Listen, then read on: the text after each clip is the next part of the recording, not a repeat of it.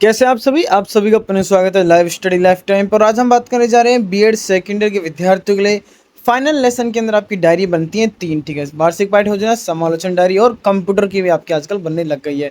तो इन सभी तीनों डायरियों की पीडीएफ और किस प्रकार से आपको डायरी बनानी है, कौन कौन सी बातों का ध्यान रखना है, किस प्रकार से आपको मॉडल बनाना है, ये सभी डिटेल, ये तीनों डायरियों की डिटेल आपको मैं इस एक ही वीडियो के अंदर दे दूंगा। और इन तीनों डायरी की पीडीएफ आपको कहाँ से मिल सकती है एक ही जगह पर, वो भी मैं आपको वीडियो में बता दूंगा। चलिए शुरू करते हैं बिना किसी देरी के। शुरू करने से पहले अगर आप हमारे चैनल पर नए हैं तो सबसे पहले चैनल को सब्सक्राइब कर लें, वीडियो को लाइक करें और साथ में बीएड के विद्यार्थियों के लिए मॉडल पेपर भी आपको हमारे चैनल पर देखने को मिल जाएंगे। प्ले लिस्ट में जाकर आप देख सकते हैं। देखिए, सबसे पहले हम देखने वाले हैं आपके वार्षिक पाठ योजना, जिसके अंदर आपका मॉडल बनेगा, समालोचन डायरी का आपका चार्ट बनता है, ठीक है। तो देखिए, सबसे पहले हम देख लेते हैं आपकी वार्षिक पाठ योजना आपको किस प्रकार से बनानी है, किन किन बातों का आपको ध्यान रखना है। सबसे पहली बात तो आपको मिनट का ध्यान रखना है, 45 मिनट आपको धरनी है।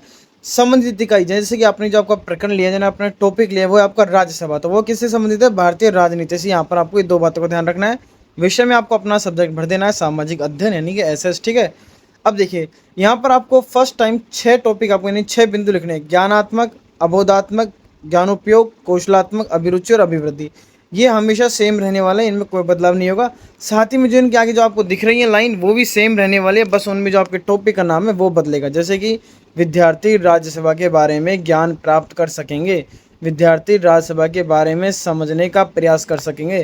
तो यहाँ पर आपका जो राज्यसभा है वो बस बदल जाएगा। बाकी अगर आपके पास कुछ टॉपिक और है, कुछ अलग टॉपिक है, बस उसका नाम आ जाएगा। जैसे कि यहाँ पर विद्यार्थी राज्यपाल के बारे में ज्ञान प्राप्त कर सकेंगे, विद्यार्थी महाराणा प्रताप के बारे में, विद्यार्थी संसद के बारे में, विद्यार्थी राजस्थान के भौतिक प्रदेशों के बारे में। जो भी आपका टॉपिक रहने वाला है बस उसका नाम आ जाएगा, बाकी ये सेम रहने वाले हैं।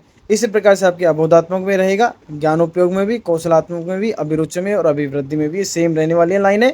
बस जहाँ जहाँ पर आपको राज्यसभा दिख रहा है वहाँ पर अपना टॉपिक का नाम बदल जाएगा, बाकी लाइन सारी डिटेल और सेम रहने वाले हैं, ठीक है। तो अगर आपके पास टॉपिक कुछ अलग है तो मैंने ये बात बताई है ताकि आपको कन्फ्यूजन ना हो। आगे देखिए, उसके बाद में आता है आपका सहायक सामग्री भी सेम रहने वाली, इसमें कोई बदलाव नहीं होगा। श्यामपट, लपेट फलक, चौक, डस्टर, संकेत और आदि, ठीक है। शिक्षण विधि के अंदर आपको प्रश्नोत्तर विधि और व्याख्यान विधि ये भी सेम रहने वाला है, इसमें कोई भी बदलाव नहीं होगा, चाहे से आपका टॉपिक कुछ भी हो। पूर्व ज्ञान भी आपका सेम रहने वाला है, बस यहाँ पर आपके जो टॉपिक का नाम है राज्यसभा वो बदल जाएगा, बाकी लाइन यही रहेगी। विद्यार्थी राज्यसभा के बारे में सामान्य जानकारी रखते होंगे या फिर रखते हैं, ठीक है, ये सेम रहने वाली है। एक तरफ फिर आ जाता है आपका अध्यापिका कथन और दूसरा आपका विद्यार्थी कथन। अगर आप छात्र हैं तो अध्यापक कथन और छात्र हैं तो अध्यापिका कथन आपको यहाँ पर बदलना है। इन प्रश्नों में आपको विशेष तौर पे ध्यान रखना है, सबसे इंपॉर्टेंट बात यही है। अगर आपके पास ऐसे ऐसे तो आपको डिट्टो यही प्रश्न छाप देना है, यही टॉपिक छाप देना है। अगर आपके पास टॉपिक कुछ अलग है और आप ये वीडियो इसलिए देख रहे हैं कि हाँ आप देख सकें किस प्रकार से आपको बनानी है, तो यहाँ पर आपको सबसे महत्वपूर्ण ध्यान रखना है कि जो आप प्रश्न विद्यार्थी से पूछ रहे हैं, जैसे कि आप अभी मैं आपको समझाता हूँ, विविधता में एकता वाला देश कौन सा है, तो विद्यार्थियों ने जवाब दिया भारत।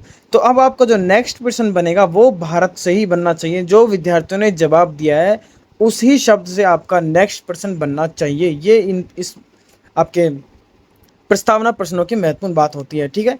भारत में जैसे विद्यार्थी ने जवाब दिया भारत, तो हम अगला प्रश्न पूछेंगे भारत में कानून बनाने की प्रक्रिया कहाँ होती है, तो वो आपने जवाब, विद्यार्थियों ने जवाब दिया संसद में। तो अब हम अगला प्रश्न संसद से ही पूछेंगे, यानी कि जो हमारा प्रश्न संसद से ही उठना चाहिए। तो अगला प्रश्न बना संसद में कितने अंग होते हैं, तो विद्यार्थियों ने जवाब दिया 3। तो अब अगला प्रश्न भी हमारा 3 से ही बनना चाहिए कि तीनों संसदों के नाम बताएं, तो विद्यार्थियों ने जवाब दिया राज्यसभा, लोकसभा और राष्ट्रपति। तो अब हमारा टॉपिक आ जाता है राज्यसभा के बारे में आप क्या जानते हैं।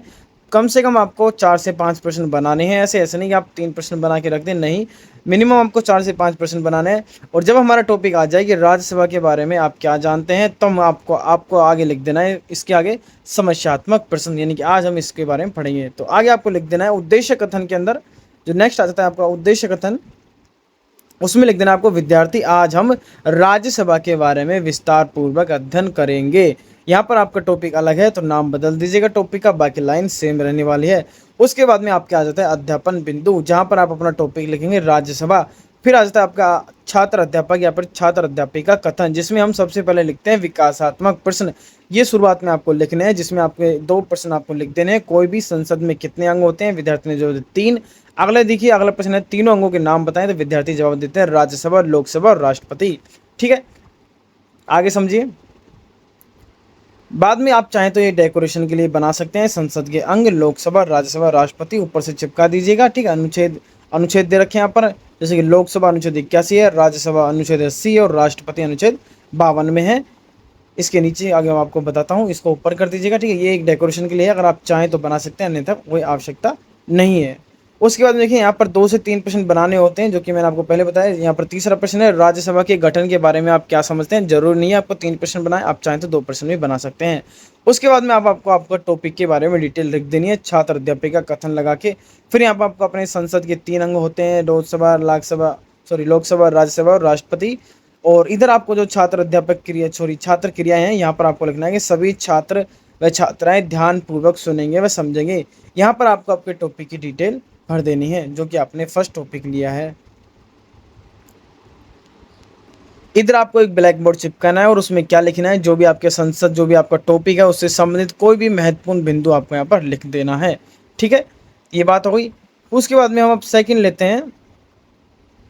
सेकंड टॉपिक यहाँ पर लिया है वर्तमान राज्यसभा। तो यहाँ पर फिर से वही विकासात्मक, पहले जब से हमारा फर्स्ट टॉपिक खत्म होगा, उसके बाद में शुरुआत में तो हम लिखते हैं विकासात्मक प्रश्न, और जब हमारा जैसे आपने यहाँ पर डिटेल समाप्त करी पूरी आपके, उसके बाद में आपको लिखने होते हैं बोधात्मक प्रश्न, ठीक है। बोधात्मक प्रश्न वही 2 से 3 प्रश्न आप लिख सकते हैं, जैसे कि यहाँ पर 3 प्रश्न दे रखे हैं, आप वैसे 2 या 3 प्रश्न बना सकते हैं। छात्र क्रिया के अंदर उनके उत्तर लिख दीजिएगा। फिर हम ले लेंगे हमारा सेकंड बिंदु, वर्तमान राज्यसभा, वही विकासात्मक प्रश्न 2 से 3, फिर वही छात्र अध्यापक क्रिया में आपकी जो डिटेल आ जाएगी सारी की सारी। डिटेल के बाद में डेकोरेशन के लिए आप इस प्रकार के पन्ने चिपका सकते हैं, अन्यथा कोई आवश्यकता नहीं है, ठीक है। फिर वही आपको डिटेल भर देनी है। भर देने के बाद सेकंड बिंदु का बोधात्मक प्रश्न लिख देना है, जो कि आपके डिटेल में से होनी चाहिए।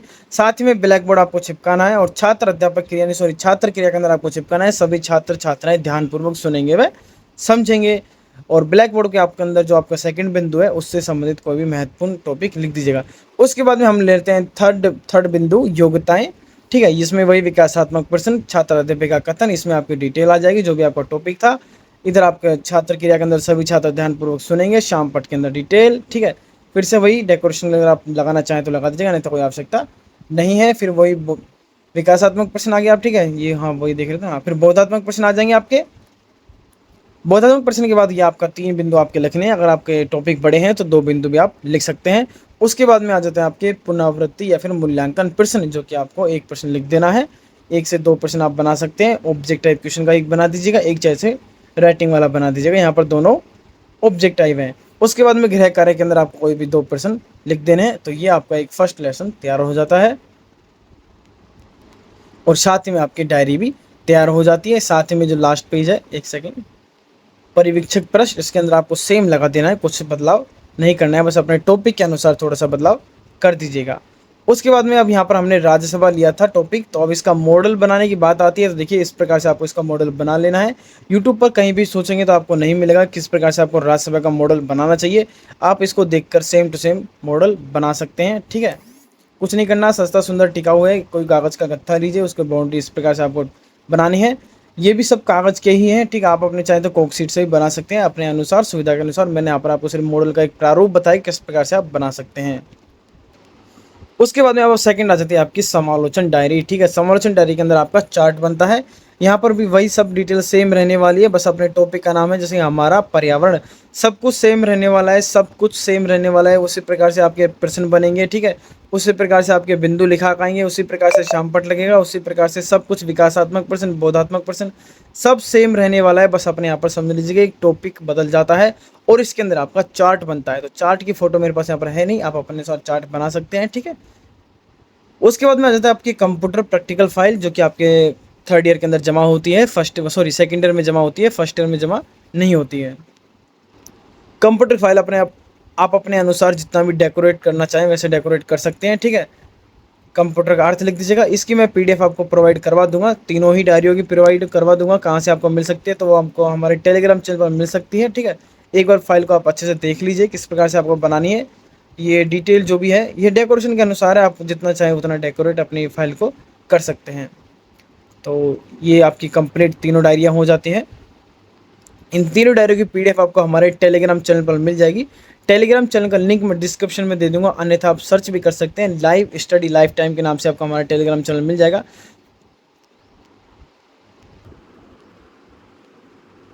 अब देखिए बात करते हैं ये आपको डायरी वहाँ पर कैसे मिलेगी। तो आपको सर्च कर लेना है B Ed second year final lesson, ठीक है।